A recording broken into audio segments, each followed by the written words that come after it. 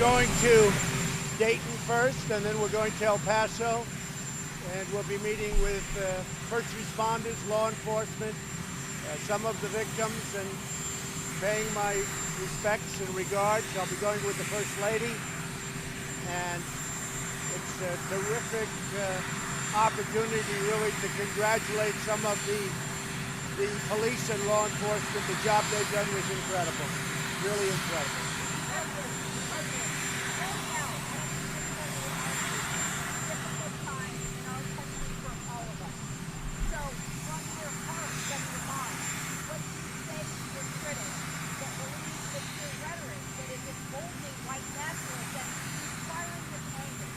So my critics are political people. They're trying to make points.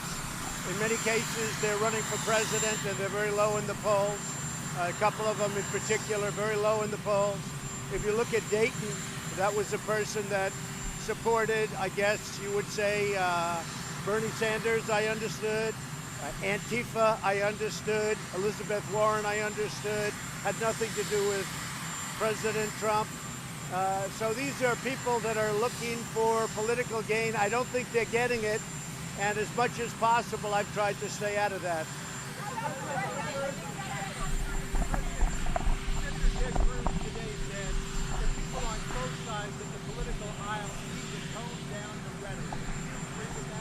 Well, I do agree, but I think we have toned it down. We've been getting hit left and right from everybody.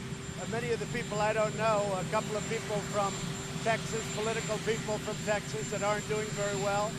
I guess somebody said the mayor, I had one very nice conversation with the mayor of Dayton, could not have been nicer. And then she goes and says, I tried to call her. Well, I spoke to her, and I didn't receive any calls. So they're trying to make political points. I don't think it works because, you know, I would like to stay out of the political fray. As I was saying, and as just came out, the Dayton situation, he was a fan of Antifa. He was a fan of Bernie Sanders and Elizabeth Warren. Nothing to do with Trump, but nobody ever mentions that. Say it?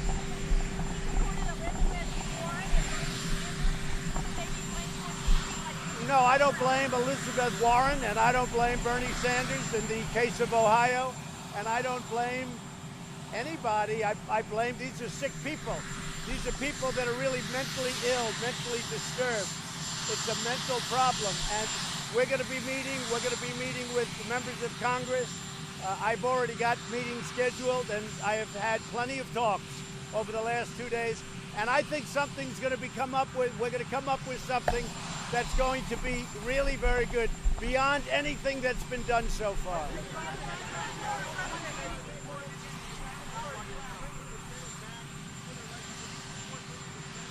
Well, we're going to see where we are. We're dealing with leadership right now. And you know, you have two sides that are very different on this issue. And let's say all good people, but two sides that are very different. If we get close, I will bring them back. But it has to be, you know, we have to see where we are with leadership. Normally, this has been really a decision. Congress gets together and they try and do something. But if you look over the last 30 years, not a lot has been done.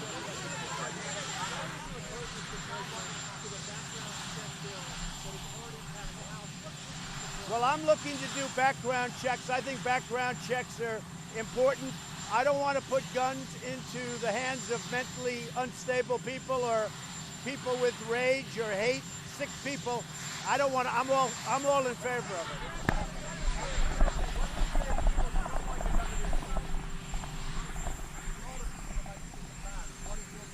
Well, I can tell you that there is no political appetite for that at this moment. If you look at, you could speak, you could do your own polling, and there's no political appetite from it from the standpoint of legislature, but I will certainly bring that up. I'll bring that up as one of the points. There's a great appetite, and I mean a very strong appetite, for background checks, and I think we can bring up background checks like we've never had before. I think both Republican and Democrat are getting close to a bill to doing something on background checks.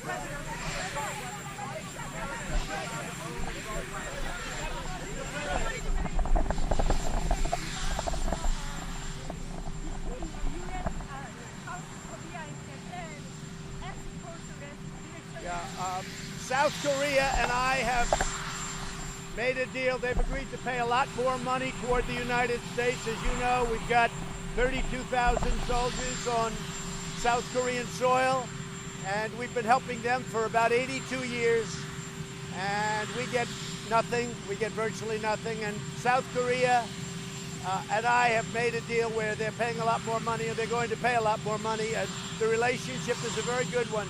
But I felt all along, I felt for years it was a very unfair one. So they've agreed to pay a lot more, and they will agree to pay a lot more than that, and we're with them. We're with them.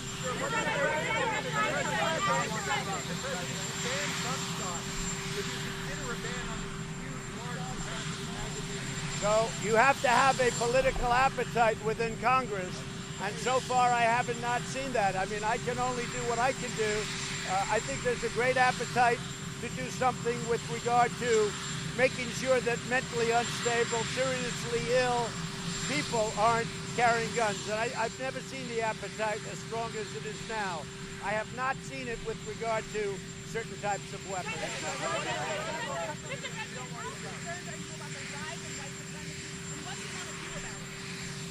I am concerned about the rise of any group of hate. I don't like it.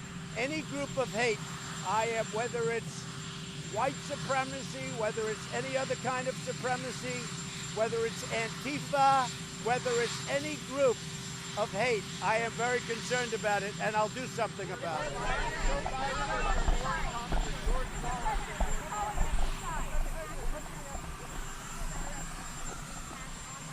No, I don't think my rhetoric has at all. I think my rhetoric is a very, it brings people together. Our country is doing incredibly well. China is not doing well. If you look at the trade situation, China just admitted yesterday that they've been a currency manipulator. First time they've ever been called out. Companies are moving out of China by the thousands, and our country is doing very well. We're going to see how it all works out. Somebody had to do this with China because they were taking hundreds of billions of dollars a year out of the United States, and somebody had to make a stand. No, I think our country is doing really well. Do you still believe what's the reaction to the market reaction to the trade war? And I think the market reaction is anticipated. I would have anticipated. I would have maybe anticipated even more, but ultimately it's going to go much higher than it ever would have gone, because China was like an anchor on us. China was killing us with unfair trade deals. The people that allowed that to happen are a disgrace. China, what they were doing to us for years and years, taking hundreds of billions of dollars out, stealing intellectual property, targeting our farmers, all of that's ending, and they understand that.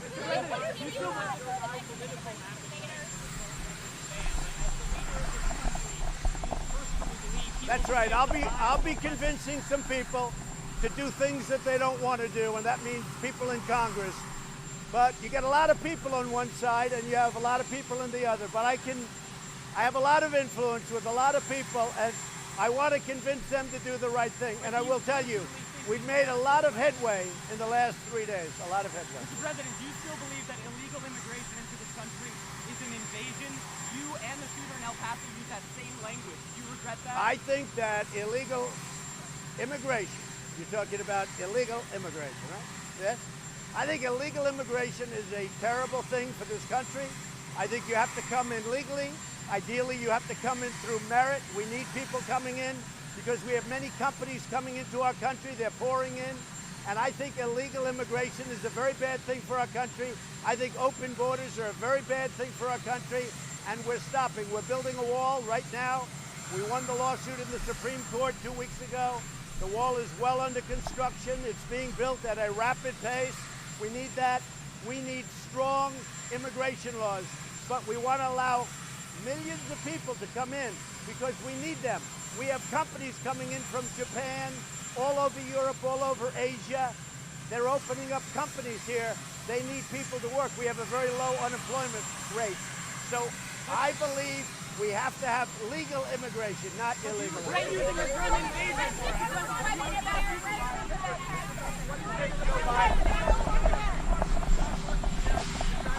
think the market reaction is to be expected. I might have expected even more. At some point, as I just said, we have to take on China. They've been taking us to the cleaners for 25 years. This should have been done long before me as the president. You know the story better than anybody. You know it better than I do, frankly. Hundreds of billions of dollars a year taken out of our country, stealing intellectual property. And you know what? We right now, we're sitting on top. We have money pouring in. We have powerful companies, strong companies. China's losing so many. They're losing thousands and thousands of companies are leaving China now because of the tariffs. And we're in a very good position as to whether or not a deal will be made. I will tell you this, China would like to make a deal very badly. Joe Biden says you have more in common with George Wallace than George Washington. Well, you know, Joe is a pretty incompetent guy. I've watched his interviews. I've watched what he said and how he said it. And I wouldn't have rated him very high in the first place. But Joe Biden has truly lost his fastball, that I can tell you.